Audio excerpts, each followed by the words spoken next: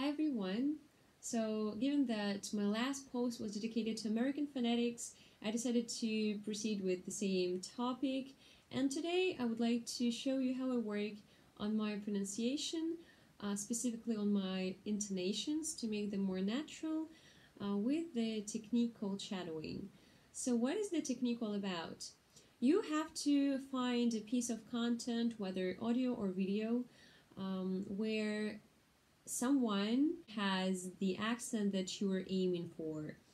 And when this video starts, you have to repeat everything that a person in the video or audio is saying, trying to be as close to the intonations and sounds of the person in that piece of content as possible.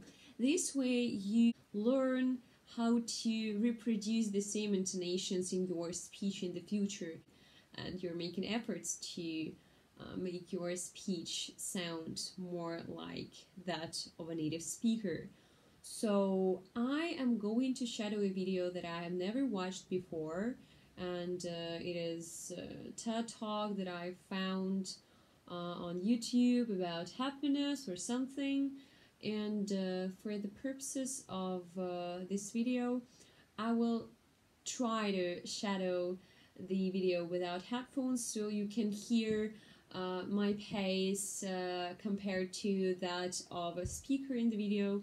But then I'll continue with my headphones on, since when I'm shadowing without headphones, I cannot hear the speaker clearly since I hear my own voice.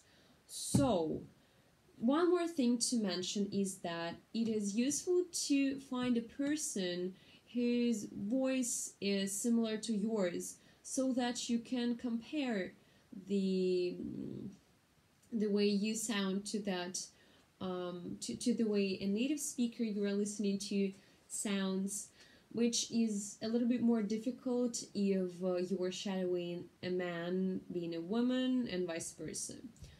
So let's get started. I am looking forward to hearing what she has to say. I used to think the whole purpose of life was pursuing happiness. Everyone said the path to happiness was success. So I searched for that ideal job, that perfect boyfriend, that beautiful apartment. But instead of ever feeling fulfilled, I felt anxious and adrift. And I wasn't alone, my friends. They struggled with this too. Eventually, I decided to go to graduate school for positive psychology to learn what truly makes people happy. But what I discovered there changed my life.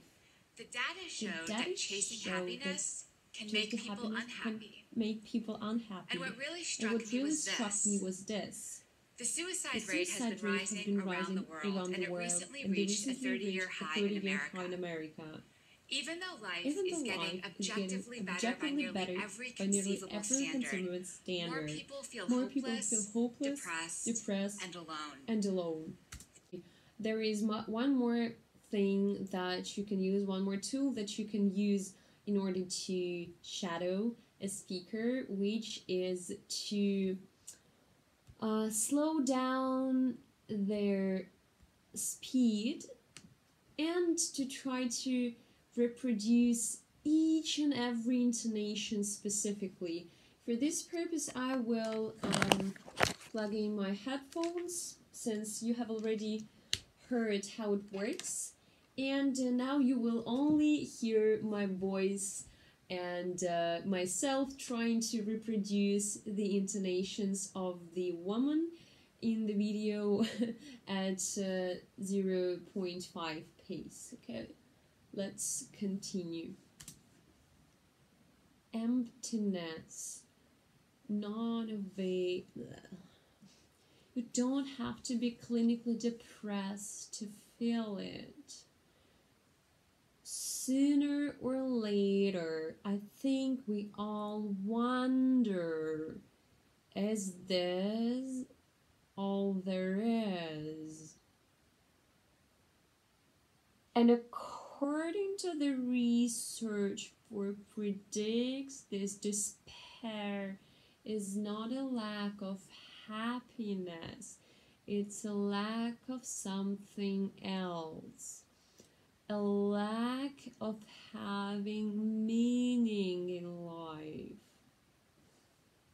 So by the way, while shadowing this slow part, I noticed that actually I mispronounced some of the sounds, which is normal, and I knew it, but here I hear it more precisely. For example, I still struggle with H, which I tend to pronounce more like H. In Russian, probably not that harsh, but still more closer to Russian, to the Russian H than to what they have in English. So it's supposed to be happy, not happy. That raised some questions for me. Is there more to life? One more thing that I noticed about my own pronunciation is that my I is more British than American, since Americans tend to smile when they speak, even if they're unhappy, and it affects their pronunciation the way that I sounds more bright, more positive, more open. So I, life.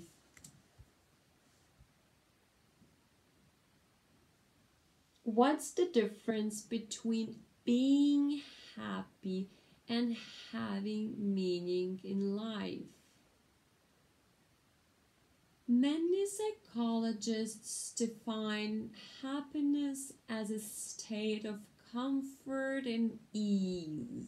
By the way, in the video that I attached to my previous post, the woman who created it made a very good point and good observation. You know that in Russian we have E, and this E does not correspond neither to E as in we, nor to E as in lip, for example.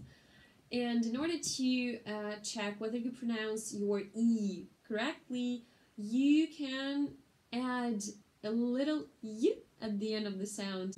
So I noticed that my E was more like E in Russian, but when I started to use this technique to check every now and then whether I truly pronounced it the way it's supposed to be pronounced, I noticed that, well, I actually mispronounce it quite often, and I will not mispronounce it in the future, since we is what I do now. Feeling good in the moment. And let's return to the normal speed and try to reproduce everything that she's saying in this speed, and try to concentrate on everything at once. Meaning, though, is deeper. The renowned psychologist Martin Seligman says meaning comes from belonging to and serving something beyond yourself, and from developing the best within you. Our culture is obsessed with happiness, but I came to see that seeking meaning is the more fulfilling path. And the studies show that people who have meaning in life, they're more resilient, they do better in school and at work, and they even live longer. Now this all made me wonder, how can we each live more meaning? To find out, I spent 5 years interviewing hundreds of people and reading through thousands of pages of psychology, neuroscience, and philosophy. Bringing it all together, I found more pillars of a meaningful life.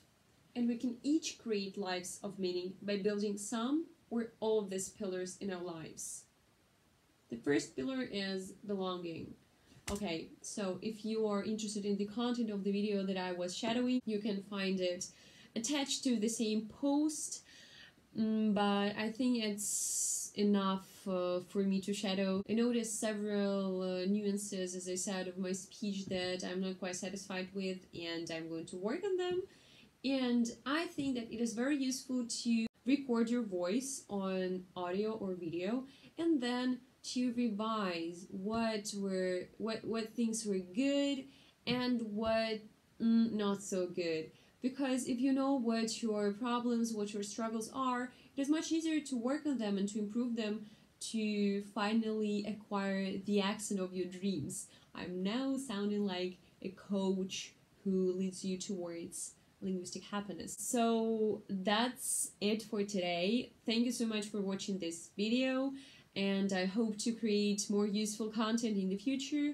And write me comments if you have something to say about this technique or about anything. Have a nice day. Bye.